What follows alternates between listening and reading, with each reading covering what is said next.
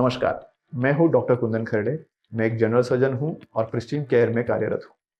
तो आज हम बात करेंगे फूड फॉर पाइल्स के लिए, मतलब अगर पाइल्स हो तो हमने क्या खाना खाना चाहिए।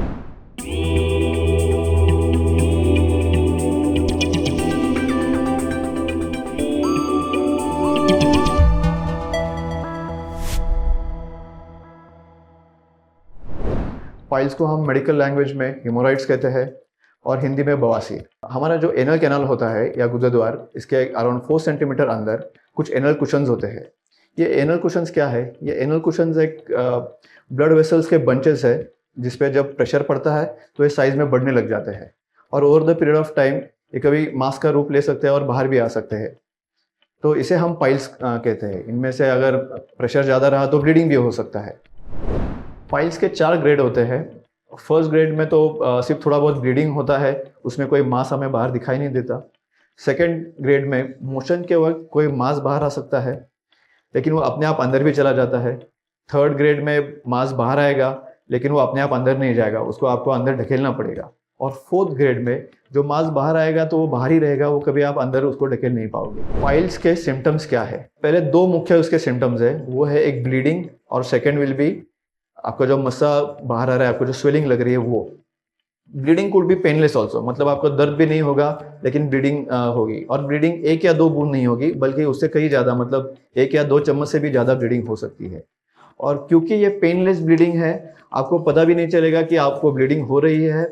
आपका हीमोग्लोबिन कम हो सकता है, रिजल्टेंट आपको फटीग आ सकता है और ये पाइल्स के ग्रेड आपको बिना पता चले ही ग्रेड बढ़ सकते हैं over the period of time. तो ये थी पाइल्स की एक संक्षेप जानकारी। तो आइए अब हम बातें करते हैं कि पाइल्स में क्या खाना चाहिए। पहले जो फाइब्रस फूड होता है, मतलब फ्रूट्स जैसे कि, तो उनका जो ट्रैवल टाइम या डाइजेस्टिव टाइम रहेगा एक 4 से 5 घंटा। फिर जो ग्रीन लीफी वेजिटेबल्स है तो वेजिटेबल्स का 7 से 8 घंटा रहेगा। उसके बाद आपने जो होल ग्रेन्स आते हैं, मतलब गेहूँ, बाजरा, ज्वार, उसको टाइम लगता है करीबन 18 से 20 घंटे डाइजेशन में। वेराज जो हाई प्रोटीनियस फूड है जैसे कि non veg and high protein food, तो उसको ट्रैवल टाइम रहेगा around 48 hours.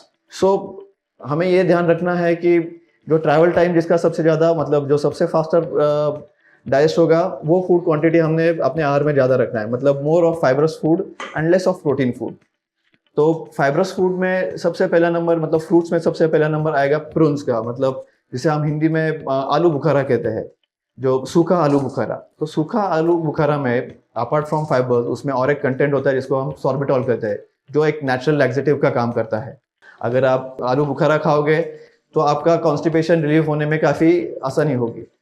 Apart from prunes कई अदर फ्रूट्स है जैसे कि एप्पल्स है, देन ऑरेंजेस है, फिग्स है, देन अंजीर है। ये सब फ्रूट जो है आपको बहुत अच्छा फाइबर कंटेंट देता है और आपको कॉन्स्टिपेशन से प्रिवेंट करता है। फिर जब हम वेजिटेबल्स पे आते हैं तो हाई फाइबरस फूड वाले वेजिटेबल्स हो गए आपके ग्रीन लीफ वेजिटेबल्स, मतलब हरी सब्जियां। तो आप जितना हरी सब्जियां खाओगे उतना आपके कॉन्स्टिपेशन रिलीव होने के लिए मदद होगा। अब हम ये जानेंगे कि हमें कौन सी फूड प्रोडक्ट्स अवॉइड करने हैं। एक तो हमें नॉनवेज या हाई प्रोटीन फूड अवॉइड करना है, अल्कोहल अवॉइड करना है और कैफीन भी अवॉइड करना है, बिकॉज ये सब चीज़ें हमें कॉन्स्टिपेशन कॉज कर सकते हैं। हम ये तो जानते हैं कि पाइल्स कॉज करने का मेन रीज़न है कॉन्स्टिपेशन, तो हमें वो फूड प्रोडक्ट्स लेने हैं जिससे कॉन्स्टिपेशन अवॉइड होगा और वो फूड प्रोडक्ट्स अवॉइड करने हैं जिससे कॉन्स्टिपेशन ज़्यादा होगा। अगर आपको पाइल्स की शिकायत है तो आप आपके नज़दीकी जनरल सर्जन को ज़रूर दिखाइए या फिर हमें आप कमेंट्स में नीचे लिख सकते हो। Will definitely get back to you. Thank you. Book your appointment on Pristine Care. अपनी पाइल्स, फिशर या फिस्टुला से रिलेटेड कोई भी क्वेरीज के लिए हमें कॉल या व्हाट्सएप करिए और सही सलाह पाइए। Pristine care, India's piles surgery experts.